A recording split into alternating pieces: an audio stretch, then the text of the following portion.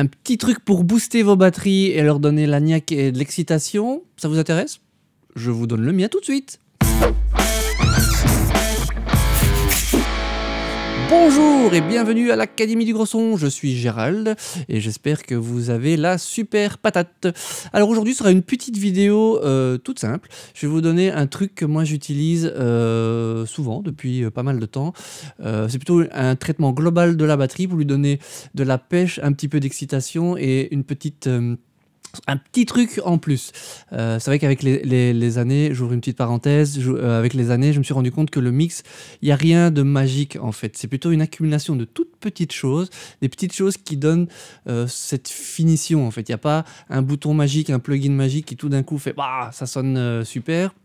C'est à toutes les étapes de production, souvent, c'est plutôt un ensemble de petites choses que vous mettez ensemble et qui donne ce résultat fini, pro, qu'on recherche. Donc c'est pas du jour au lendemain, il n'y a pas un dimanche soir, j'ai été me coucher, je dis oh, mes mix sont pas terribles, lundi matin je me suis levé, oh putain, je suis trop content. Même encore maintenant, je suis toujours dans la recherche, j'ai toujours envie d'améliorer ce que je fais. Alors l'exemple que j'ai pour vous, pour cette vidéo, c'est toujours les copains de Bucket List, je les ai utilisés dans quelques vidéos. Le titre s'appelle Game Over, il y a une vidéo, il y a un clip si vous voulez aller voir et aller les soutenir, c'est bien cool. Ça ressemble à ceci, l'extrait que j'ai choisi.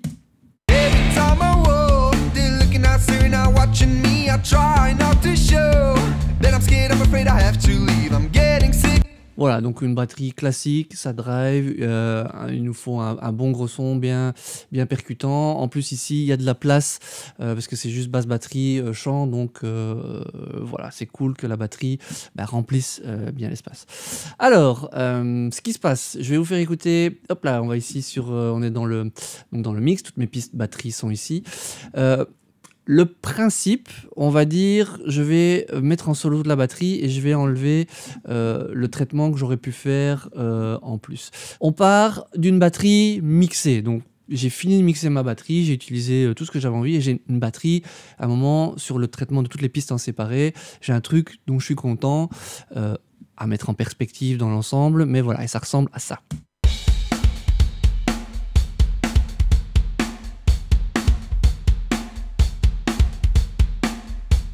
Voilà, donc là déjà j'ai mon son de batterie, c'est équilibré, c'est cool, j'ai ma petite reverb sur la caisse claire qui me donne un petit que moi je trouve cool. On sent la room, la pièce, donc voilà. À une époque, je mixais, j'avais ce résultat-là, j'étais très content. Mais il me manquait toujours un petit truc. Et au fur et à mesure des années, voilà, j'ai rajouté des petites choses que je vais vous donner maintenant. Donc toutes ces pistes batterie que vous avez ici, arrive dans un bus master batterie ici. Donc c'est le bus qui me permet de gérer la batterie, d'avoir l'ensemble. Donc si je veux mettre toute la batterie plus fort, moins fort, c'est facile. Tout ça arrive ici. La première chose que je fais une fois que j'ai fini de faire mon son de batterie, je mets souvent ce petit plugin de chez Slate Digital, donc qui est le Virtual Channel. Je crois que c'est le VCC Channel, un truc du genre. Bah oui, c'est écrit en dessous, tu ne sais pas lire, voilà. Donc ça, le but de ce plugin, c'est très léger, c'est juste de donner un peu une couleur type console. Ça permet de rentrer, vous pouvez régler le niveau d'entrée et de sortie qui fait que vous pouvez un peu plus driver, comme si vous, dans une vraie console, vous rentriez un petit peu plus dans tous les étages électroniques de la console, et voilà, ça émule différentes choses. Vous avez voilà, Brit N, c'est du NIV, Brit 4K, c'est du SSL, et ainsi de suite. Voilà, et donc souvent je mets ça, c'est juste pour donner une petite couleur. Moi j'aime bien souvent je me retrouve avec le preset un peu type NIV, Brit N, si je veux donner un truc un petit peu plus massif. Souvent ça donne ça. Et alors je rajoute du drive et je vais doser pour que ça module un peu comme sur un vumètre à l'ancienne, qu'on reste sur quelque chose qui rentre ici autour de 0, mais sans non plus exploser le bazar. Donc j'enclenche le plugin.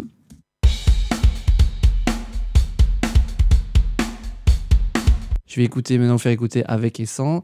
C'est subtil. De nouveau, je vous dis, c'est un ensemble de petites choses. Quand on n'a pas l'oreille entraînée, on n'entend pas forcément la différence. Mais quand on a l'habitude, ce sont ces petits trucs en plus qu'on ressent qui donnent un feeling un peu différent. Donc je vais l'enlever, je vais le remettre, enlever, comme ça vous allez entendre.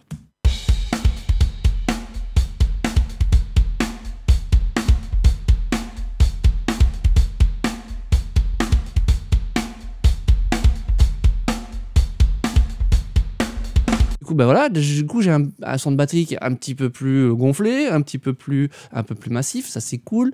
Là, je suis content, j'ai commencé déjà un petit peu plus à affiner mon son de batterie. Deuxième élément que je rajoute, ça fait très longtemps que je fais. Pour ceux qui suivent un petit peu la chaîne, ben, vous savez que je suis un petit peu trop fanatique des compressions et des compressions parallèles. Ben, sans surprise, le deuxième bus ici, c'est un bus de compression parallèle. Alors comment il est mis chez moi? Ben, en fait, en réalité, j'ai deux bus, comme vous pouvez voir ici, qui suivent. J'envoie à 0, donc ce qui arrive dans mon bus, j'envoie en 0 pré-fader, c'est-à-dire que si je change le volume de mon bus ici de batterie, de mon son normal, je vais le monter et le descendre, ça ne va pas influencer ce qui arrive dans les deux autres bus, puisque c'est la compression. Si je diminue le volume, tout d'un coup, le compresseur va recevoir moins compressé, la compression va changer, la couleur va changer, c'est pas ce que je veux. Donc j'envoie ça en pré, boum, je mets ça à 0, et du coup, ça arrive dans mon deuxième bus qui est ici. Je vais bypasser ce qui est dessus, donc en gros c'est juste là pour le moment, c'est juste une copie de mon son de batterie normal, de tout ce qui rentre dans mon bus. Voilà. Ce que je vais faire dans ce bus, ben comme c'est une compression parallèle, je vais mettre un compresseur. Dans mon cas, le FG Stress de chez Slate Digital, qui est l'émulation du Distressor. Un ratio assez élevé, 20:1. Et puis voilà, je vais commencer à régler l'entrée, la sortie, l'attaque, le release, pour avoir quelque chose qui va commencer à écrabouiller très fortement ma batterie. C'est-à-dire que je vais avoir quelque chose de beaucoup plus constant dans les frappes. Je vais laisser un petit peu l'attaque venir pour que j'ai les grosses caisses et que que ça ressorte fort, de calmer un peu ce qu'il y a derrière. Et je vais venir doser ça à mon son principal. Donc ici, je vous fais écouter maintenant avec le Distressor.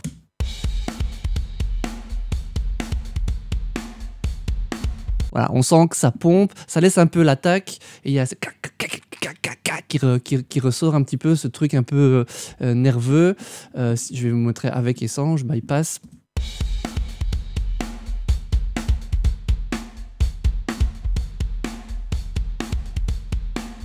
Voilà, ça va faire vraiment ressortir ce côté un petit peu, la batterie devient un peu plus teigneuse comme ça, si je puis dire. Et ce que je fais, c'est qu'après, je fais le même principe dans un troisième bus. Et après, je vais dans un troisième bus où je vais faire autre chose qu'une compression parallèle. Je vais vous montrer tout de suite. Et après, je vais mélanger ces deux bus à mon son normal pour venir rajouter, d'abord avec celui que vous venez d'écouter, ce côté un peu agressif, un petit peu pêche. Et le troisième, en fait, ici, j'utilise ce plugin-ci, qui est le Devil Lock de chez Sound Toys. Alors ça, c'est un truc qui, c'est écrit derrière, Audio Level Destroyer. Ça compresse, ça sature, ça massacre votre son. J'utilisais beaucoup à une époque sur grosse caisse claire pour vraiment donner une couleur et un truc. Beaucoup de gens font ça. Moi, en fait, je le mets sur toute la batterie, de façon légère. Je vais vous faire écouter. Alors il y a deux boutons dans cette version-là, Crush et Crunch. Donc voilà, c'est vraiment. Je vais les augmenter pour que vous entendiez ce que ça fait. En général, typiquement, donc, je démute le bus. Si je fais play en ayant bypassé, c'est toujours mon son de batterie d'origine. Je vais mettre les curseurs boom ici à 0 et je vais l'enclencher. Au début, vous n'allez pas entendre grand-chose, puisqu'il est bypassé, forcément. J'enlève le bypass. Là, même à 0, on sent déjà qu'il y a une compression qui se met là. Ça bouffe déjà une partie du son. Et je vais monter le crunch d'abord.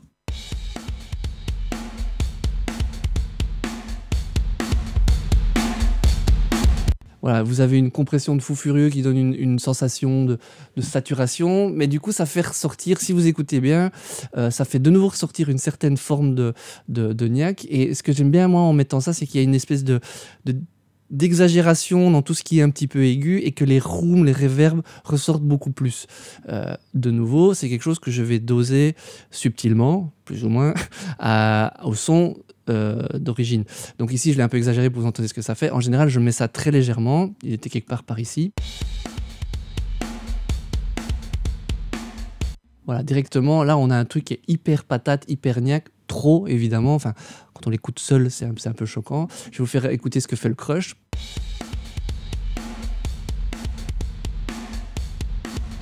C'est un peu le même genre de principe, mais un peu dans d'autres fréquences. Donc c'était réglé, voilà, je vais le doser un peu comme j'ai envie pour avoir ce côté très percutant, mais où en même temps les attaques sont très constantes et où derrière un peu toutes les reverbs et les rooms remontent un peu comme ça.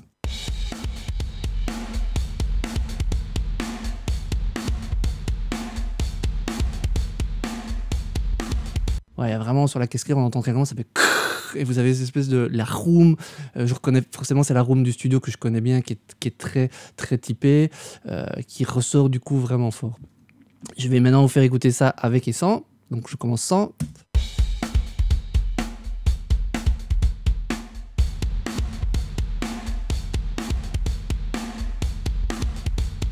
Alors comme ça, effectivement, c'est un peu excessif. Après, ce que je fais en général, c'est que je mets mes curseurs à 0. Je vois que j'ai une automation qui est enclenchée sur la batterie quelque part, donc je vais l'enlever, sinon je ne pourrais pas vous faire écouter comment je fais. Donc en général, je mets mes deux curseurs à 0. Je vais commencer par la compression parallèle, je vais venir vraiment la mettre en dessous. Dès que je commence à l'entendre, je vais voir, je vais me dire, ok, c'est le point, et je vais tourner autour de ce point. Donc un peu plus par rapport au moment où je l'entends, ou un peu moins, ça dépend un petit peu si je veux avoir fort ce côté qui ressort, ou si je veux l'avoir quand même un petit peu plus calme, parce que mon son de batterie, ça dépend où est mon son de batterie déjà d'origine. Donc on y va.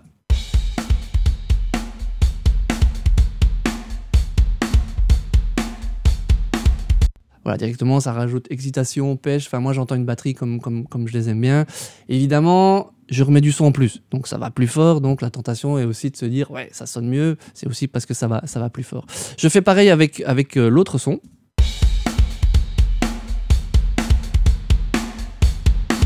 Je vais exagérer un peu, vous entendiez.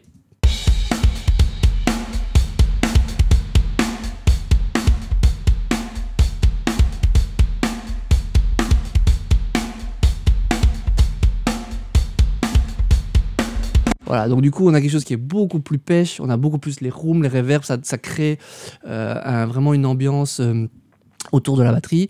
Je vais vous faire écouter maintenant en mutant et démutant ces deux pistes. Faites abstraction évidemment de la petite variation de volume qui fait que ça donne l'impression que ça sonne mieux. C'est globalement, il faut écouter ce que ça ramène en termes de couleur, de texture et surtout de niaque et d'attaque dans la batterie.